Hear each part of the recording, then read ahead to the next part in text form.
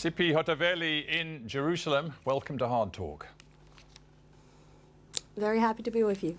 You and the Israeli government desperately wanted Donald Trump to walk away from this international nuclear deal with Iran, and that's just what he's done. Are you feeling very, very satisfied right now?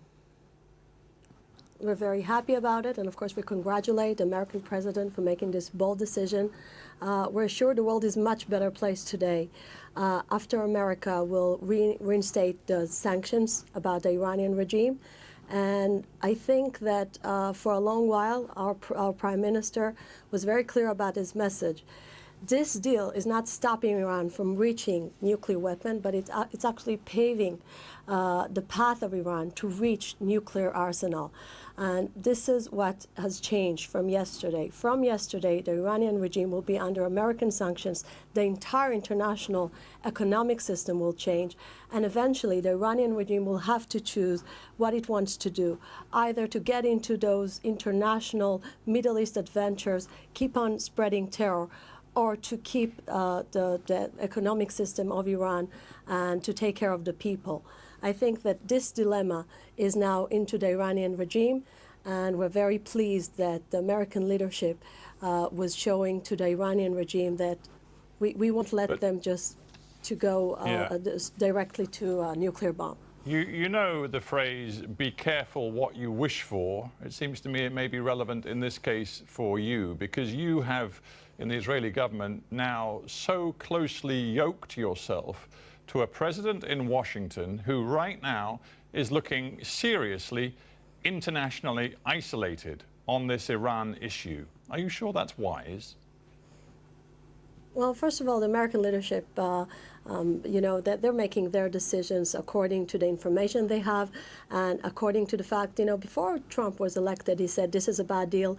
And he said in a very clear voice to the international community and to all his friends in Europe, he's going to change it. So it's not just a matter of taking care of Israel. This is really a matter of taking care of the security of the world, the entire Western society, and of course, I understand that, Minister. Security of the United States. Yeah, I understand that, but my point is about diplomatic isolation. Donald Trump made his decision. Within hours, we had the governments of the UK, France and Germany declaring that as far as they're concerned, the agreement still stands and it is working. We know the same view is held in Moscow and Beijing as well. And to put it frankly, it's just Donald Trump and his administration, plus your government, plus the Saudis and a few governments in the Gulf, who think that walking away from this agreement is wise. Nobody else does. Well, let me rephrase that. We're talking about the biggest economic country, the biggest economic power of the world, which is the United States of America.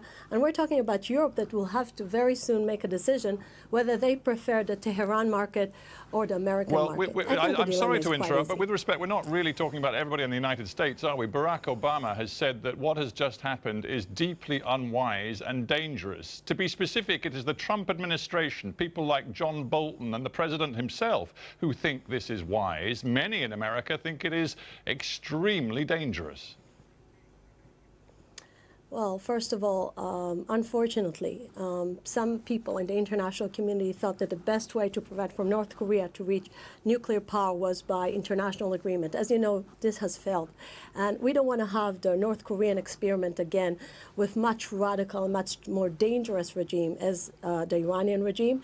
And this is why I think that for the long term, the American current leadership has made the right choice, and the history will remember that as the right choice that will prevent from Tehran to reach nuclear power. Just a specific point on the timeline here. It is interesting that just a few days before Trump announced his final decision, your Prime Minister, Mr. Netanyahu, chose to make a very dramatic presentation with PowerPoint, which he said was based on thousands of pages of leaked documentation, which your secret services had filched from a secret bunker in Tehran, which he said gave us extraordinary new information about the military nuclear program being run by the Iranian government.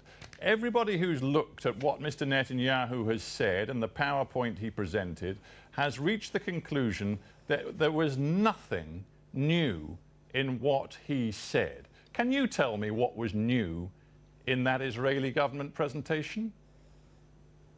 Yes, of course, because the most important thing when you are having such an international agreement with the Iranian regime, it's based on the idea that the Iranians are giving up the idea of reaching nuclear power.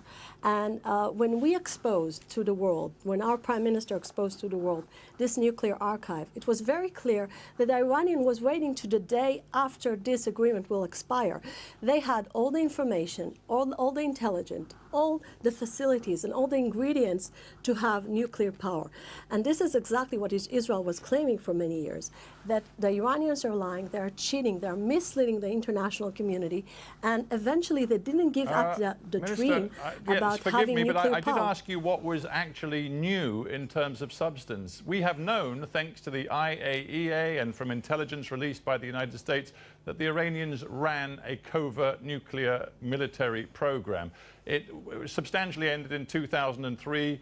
Bits and pieces of it continued until 2007 and then a little bit more till 2009. But since then it has been dormant. It's been on the shelf. We know that. And the IAEA is absolutely adamant that the agreement reached in 2015 was ensuring that Iran stuck to the letter and the spirit of the agreement drawn up with the international community. So what was the point of that PowerPoint presentation? I think the point was to show to the world that this regime is very serious about its intentions, and it never gave up the dream of having nuclear power. Now, let's talk about the problems. The problems in this agreement was very few, and we were very clear about what should be fixed in this agreement in order to prevent from Iran to reach nuclear power. The first thing is, of course, the sunset clause, the fact that after a certain point of time, Iran will have the ability to run into a nuclear abilities without having any restrictions from the international community. Yeah, this but was the first mistake. That's public. Why that's in the agreement. That's not a aggressive secret. That's not a secret clause. That's in the But this agreement. was Barack wrong. Obama and his team worked on it for years. They believed it was the right thing to do, along with the UK, Germans, the French, the Russians, and the Chinese. It was understood that there were time limits on the agreement, but nonetheless it was seen by the international community as the best way of curbing Iran's ambitions. I want you to tell me one specific area, one scientific initiative taken by the Iranians which proves that they were breaking that agreement. Seriously, we're talking about a regime that has rocket programs that can get all the way to Europe. We're talking about a regime that made the instability in the Middle East as something that with made respect, countries neither to point collapse. you just made is we're anything talking to do about with the agreement. Spreading terrorism. Of course, that's the problem. The agreement didn't cover all those issues, and the agreement gave Iran the financial abilities to keep on spreading terror. Terror is something that costs a lot of money. But you've just veered off. You've just veered off talking about Iran's nuclear program. Yes, you can talk about what Iran is doing in Yemen if you want to, or what Iran is doing with Hezbollah. You can talk about that, but that's nothing to do with limiting, curbing, halting Iran's specific nuclear program. Of course, the fact that Iran had financial abilities to sponsor those terror activities is coming from the fact the agreement gave the financial system in Iran air to breathe. Minister, it's interesting to me that you and Mr. Netanyahu were cheering and hailing this decision by Mr. Trump. Do you know who was similarly cheering and hailing it in Iran? Who do you think was so pleased by Trump's decision inside Iran? Look, the only thing I know is that we care about the security of our nation and the security of the Western civilization. I know, but did you, I mean, just as a matter of interest, do you know who welcomed this move by Donald Trump in Iran? It was the hardliners. It was the leader of the Revolutionary Guards who said, I congratulate and see as a good deed this vicious Trump withdrawal from the international agreement. The hardliners in Iran are delighted. If you choose to believe to liars, then it's your choice. I prefer to listen to my intelligent people, to the people that actually give all the proofs that show that the Iranian regime, on a very simple fact, is actually keep on the work in order to be the most dangerous power in the world at the moment. And we, just yesterday, by this very brave American decision, I think this aggression could have stopped and would be something that the international community will stop. And I'm sure that the European leaders very soon will have to adjust the new reality. And the things you're hearing now from Europe are going to change very soon. Are you saying that you want to see the Americans put severe secondary sanctions on any European businesses that continue to do their trade and business with Iran? I think President Trump was very clear about this yesterday. He said there's going to be a big voice. problem in relations between your government and those of your, usually regarded as partners, friends in Europe. They're great partners. I met the French foreign minister just a few weeks ago, and also the German foreign minister. They're all leaders of the Western world, European leaders. They understand our security concerns, and they will have to adjust the fact there is a new game in town after President Trump's decision. Yesterday, it seems the Israelis, your government, hit new targets inside Syria. It's reported by the Syrian Observatory for Human Rights that an attack on an Iranian military facility south of Damascus killed at least 15, including 8 Iranians. That, of course, follows the April 7 attack, which I think there's very little doubt was conducted by your forces, even though your government hasn't acknowledged it. What's going on here? First of all, we're never approving any specific military activity. Many things, if Israel's being accused for so many things around the world. The only thing I can say you, on a very clear policy matter, that our Prime Minister said a few times, we're not going to let Iran to get a military base in Syria. We see this Iranian intention time after time. We see a small army that is growing to a big army. And the intentions of the Iranians are very, very clear, to colonize Syria under military force of Iran. And we don't want that to happen because it threatens on our citizens, on our northern border. And we will do like just any other sovereign country would have done.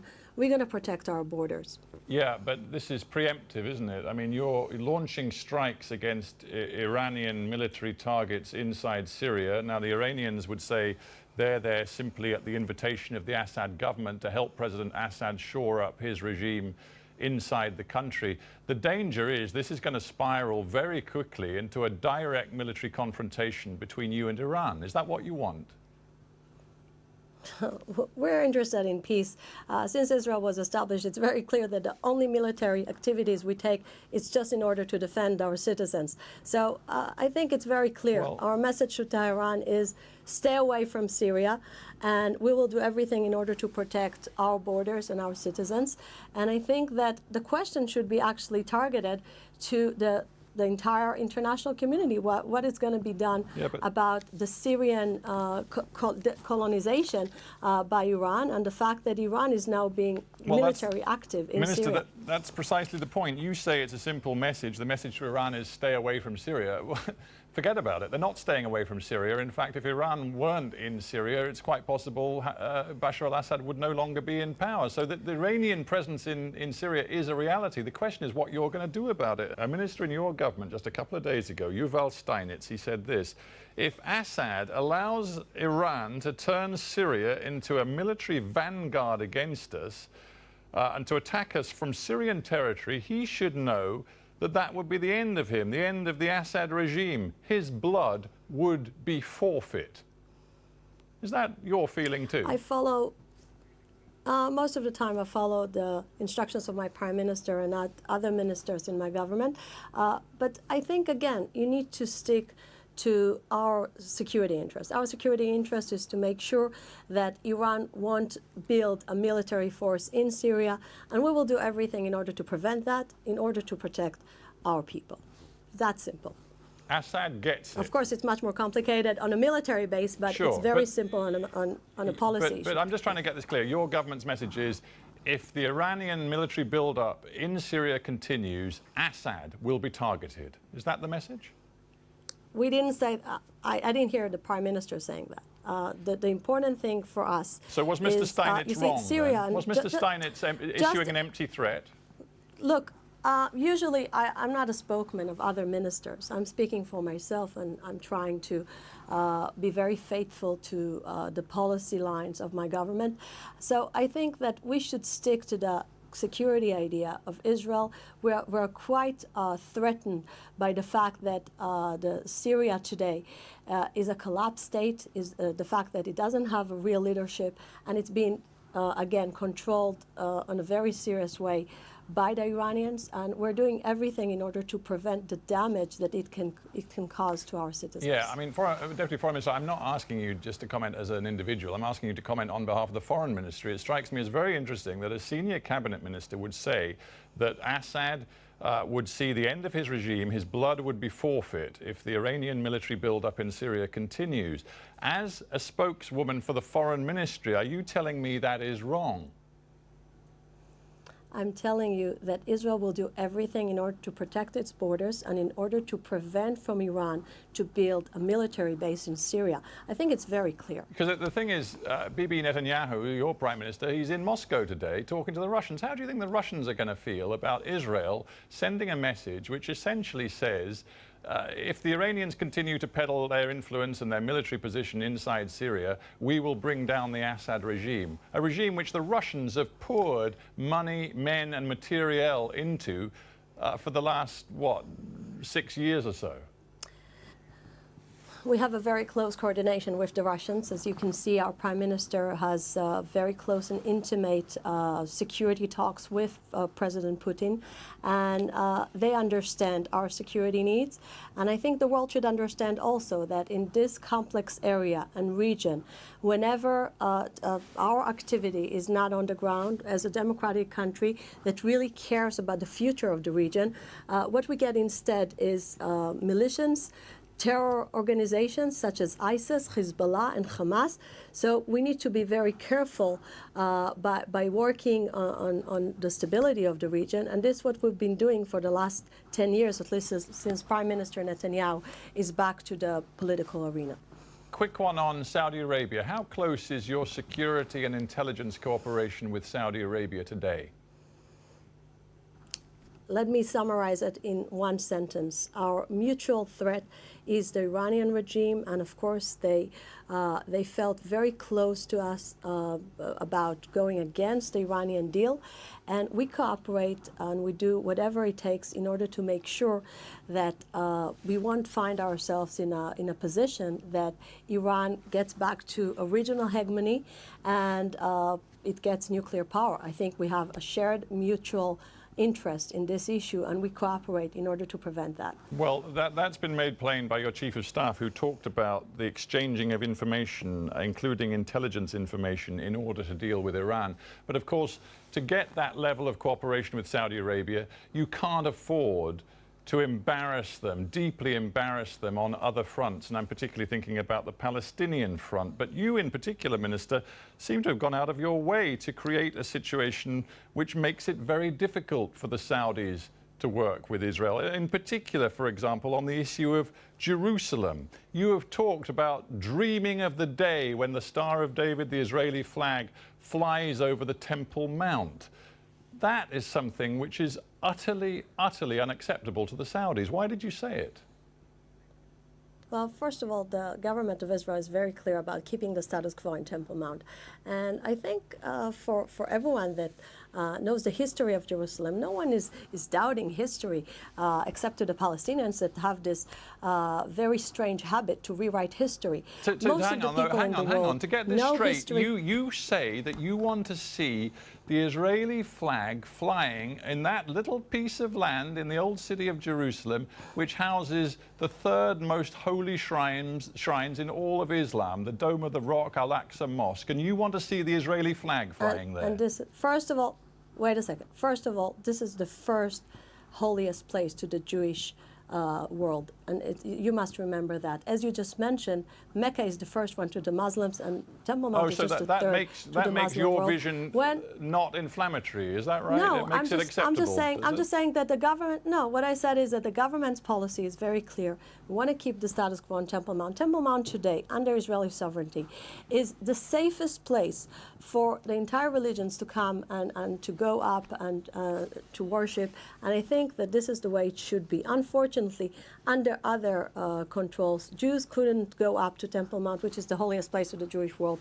And I think it's very clear for us today that the fact that the embassy is going to move to Jerusalem, this another very good decision of President Trump, is part of understanding of the Arab world that we're not going to change history. History speaks about 3,000 years of connection of the Jewish world to Jerusalem. Since Israel was established, Jerusalem was its capital. It's about time. It's about time to the international community to follow up reality. Yes, but the thing is, whatever your claims about what history gives you as your right, Israel has to abide by international norms and judicial process, doesn't it? And when it comes right now to what is happening... Let me tell you something about international norms. Because we're almost out of time. I want to ask you one more direct question. We have seen more than 40 unarmed people shot dead by the fence in Gaza, protesting without weapons, protesting against Israel's policies, including 4 children, 3 of whom were shot in the head or the neck. Do you think that's acceptable? Let me fix your what you presented as facts. The facts are most of the people that got killed in Gaza are people that are actively part of Hamas terror organization or Islamic Jihad terror organization. Most of them are terrorists, they're activists. Why should young children get to the fence? Think about it.